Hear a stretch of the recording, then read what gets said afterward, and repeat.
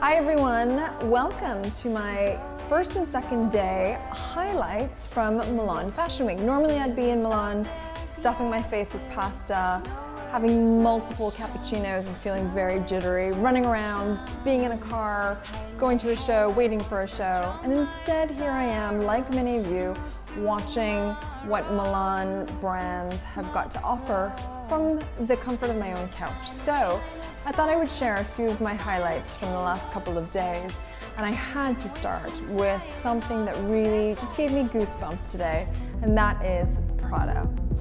Miuccia Prada and Raf Simons' second foray into their women's wear collection really looks like the extension of a very long conversation, and I loved how it sort of gave us a whole wardrobe for, I feel, the possibilities of the near future. There were fantastic pattern, colorful knits, but really it was all about the coat. And there are more coats that your wardrobe will be able to fit because there's just too many delicious ones to choose from. So coat as main item, and then for me, other things that I loved were the oversized recycled nylon bomber jackets with the padded insides, but really the sequins. And it was when I saw the sequins that I just knew that this was a collection to love, both critically, but also for our own wardrobes. Why don't you take a little look now?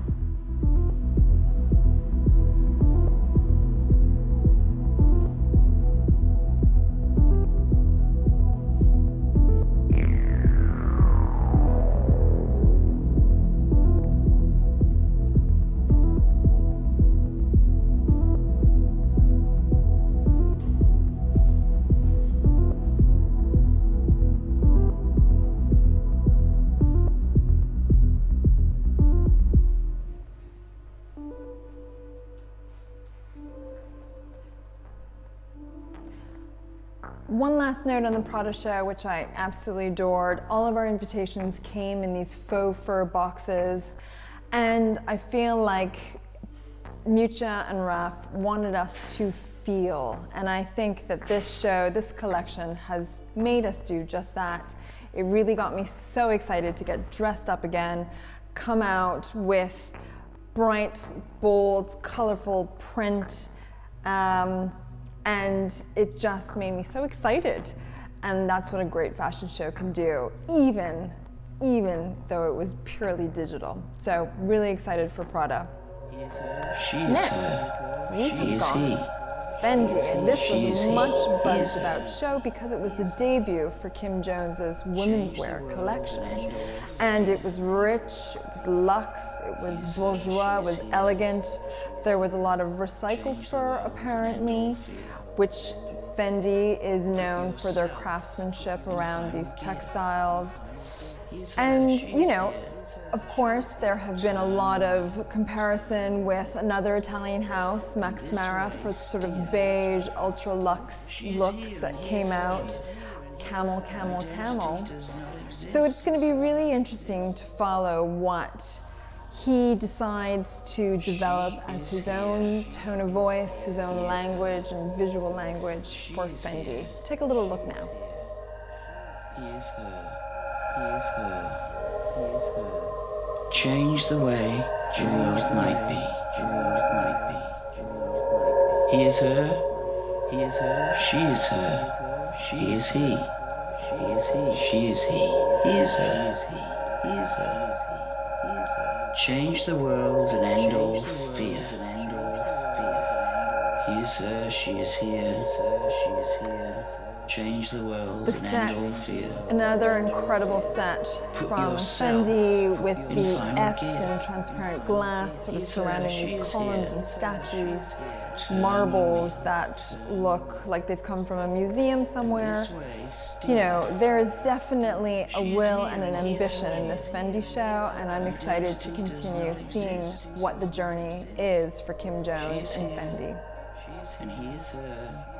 I thought I'd throw in a little wild card with La Double J. JJ Martin, whose exuberant prints from Lake Como has been put on everything from skirts and shirts to dishes, vases, and swimwear. So much where she's put her magic touch. But this was a fun film that sort of craves and dreams for travel and exotic places afar. But what I love about Le Double J is its cheekiness, its celebration of life, and its want to heal while wearing beautiful things. So La Double J, fun little thing to see. On the other end of the spectrum is really a very young brand called Vienne, headed up by Vincenzo Palazzo. And this is all about the Italian sort of youthful counterculture. That's his reference point and his sort of milieu. And when you compare it to the complete opposite end of the spectrum, where Italy is really dominated by these huge luxury brands, it's really refreshing to be able to see what a young designer under this label Vienne comes up with. Streetwear, casual wear, Italian style, you know, crafted beautifully, but very for the youth of Milan and elsewhere. So another interesting designer to watch, and hopefully you can watch a few seconds more and make up your own mind about it. Birds chirping from afar as the window closes.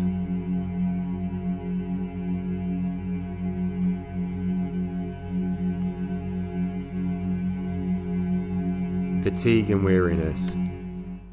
Blumarine. Now this is a 1990s revival, Anna Molinari for Blumarine. That you remember those ads where it was sort of butterflies, florals, pink, pastels, little edges of yellow sort of fur. It was a look then, and the new creative director Nicola Brognano is bringing it back. This is trashy, clubby, sort of sexy chic, little tiny dresses, little skirts. This is for a Barbie girl, but it's really interesting to see where Roberto Cavalli has left off. I think Blumarine has come in, and this is going to appeal for any girl who wants to wear something really sexy and just have a great night on the town. So Blumarine, really interesting to see, and let's watch a little bit here.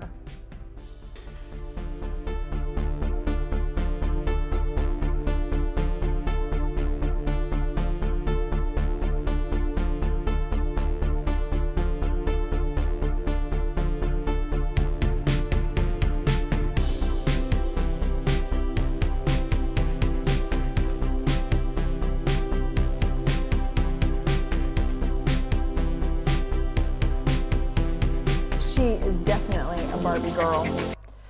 Next, totally opposite end of the spectrum is Emporio Armani. This is a line from Mr. Giorgio Armani, who really is the king of Italy and Italian fashion.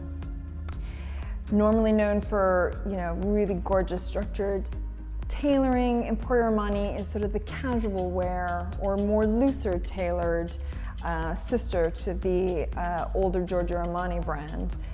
And what I loved about this sort of expression of Emporio Armani for next season was the joy in color, really fun ways to kind of rethink tailoring, whether that's a jacket tucked into large oversized trousers.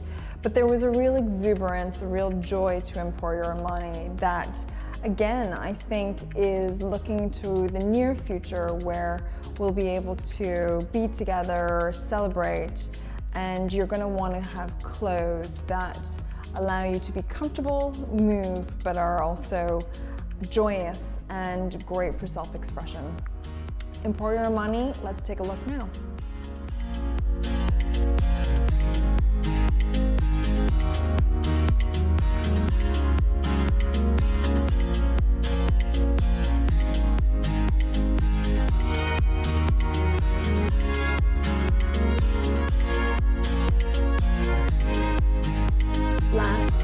definitely not least is Missoni. Now Missoni is always one of those shows that you leave with a huge smile on your face, because Angela Missoni and the Missoni family approach to fashion is very much about fun, about lightheartedness, about celebration.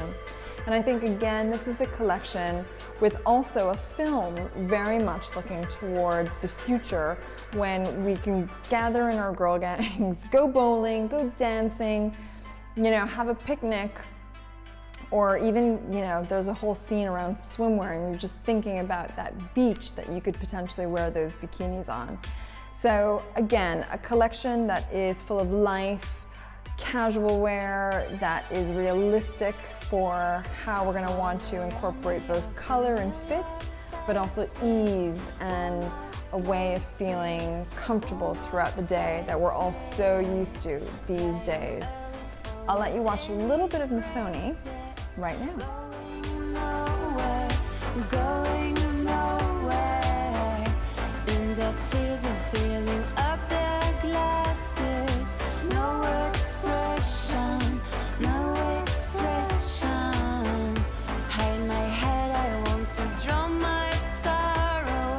No tomorrow, no tomorrow. And that's it. But what a day, what a couple of days that we've just had for Milan Fashion Week.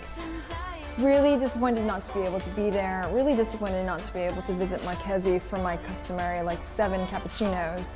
But I'm glad that with glimpses of what some of the Italian brands are dreaming up for us for the future, I definitely feel inspired and ready to see what tomorrow brings. So join me tomorrow here on Because Magazine, and I'll see you then.